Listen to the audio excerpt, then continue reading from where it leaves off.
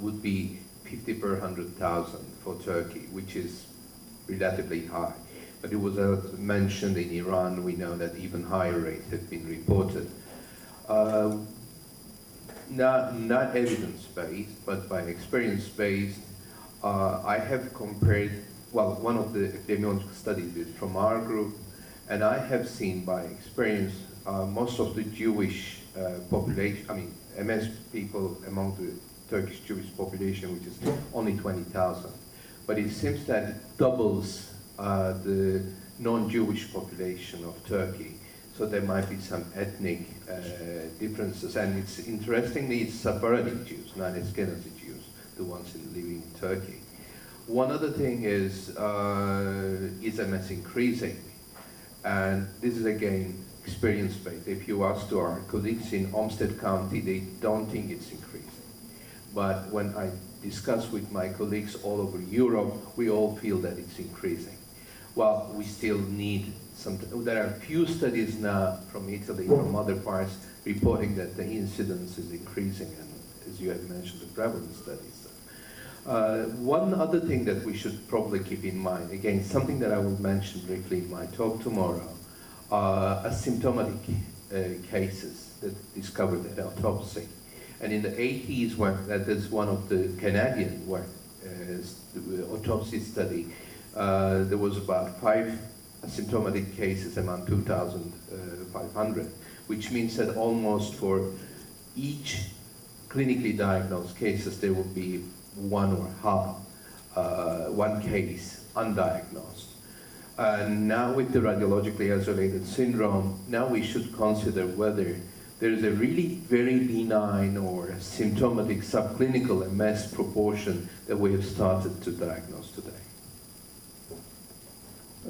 Data to be discussed. I think a lot of very interesting cross-cultural insights. I think many areas that as we go along. And with that, thanking you for all your discussion and interest, I will close this session.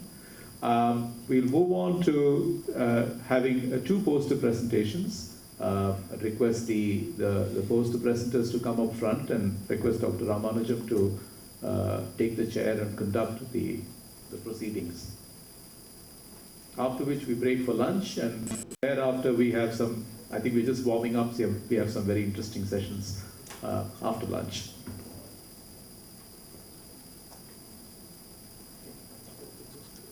And did you not do VEP or somatosensory for evoked potential? All these patients were established RRMS patients, according to the, all these patients were established RRMS patients according to the McDonald's criteria.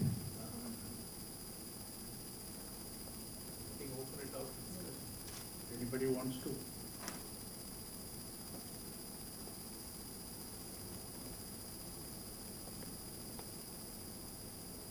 You went only by history and this. What about the CSF and other things?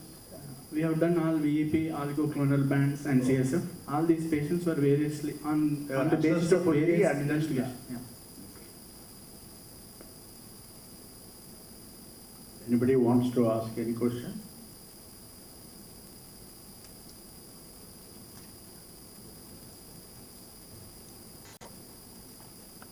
Okay. I think there's one more poster there. Yeah. Yours? Yeah.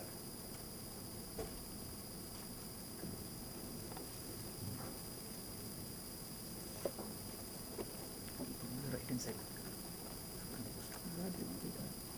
Good afternoon, everybody. I'm Dr. B. Kamaraju, neurology resident from Nizam's Institute of Medical Sciences, Hyderabad. This is the interim data of patients collected and tested for NMO-IgG antibody serology. These are the 20 patients were collected, those with optic neuritis. The first episode are those with recurrent episodes of optic neuritis, as well as patients with transverse myelitis were included in the group. And all these patients are positive for fulfilling the Wingerchuk's diagnostic criteria for NMO, and we excluded the patients with extensive brain lesions fulfilling the that are not diagnostic for MS. And all these patients, serum samples were collected and sent for NMO-IgG antibodies, and we sent it to the Shankar Nathralaya, Chennai for testing. The results obtained were, out of these 20 patients, the 14 were female and 6 were male. The 10 patients had presented with isolated acute transverse myelitis, and 2 had optic neuritis, and 8 had a combination of transverse myelitis and optic neuritis. In our study, we found overall NMO-IgG seropositivity around 45%, 9 out of 20 patients. And the seropositivity was higher in those patients who presented with combination of transverse myelitis and optic neuritis, and compared to isolated transverse myelitis and optic neuritis. But in our group, the optic neuritis patients were only 2 patients, and both patients were negative for serum NMO-IgG. And what we found in these 20 patients were those who were seropositive for NMO-IgG are found to be having more severe disease, and they have abnormal MRI. 44% in seropositive have abnormal MRI, but they are non-diagnostic for multiple sclerosis. And among the seronegative group, 27% have abnormal MRI. And there are higher relapse rates was noted among the seropositive group, 66% versus 9% among the seronegative. And these patients were collected over a period of 1 year, since 2011 January to the last December we collected. Still we are followed, it's an ongoing observation study. Still we are collecting the data. Now it's open for discussion.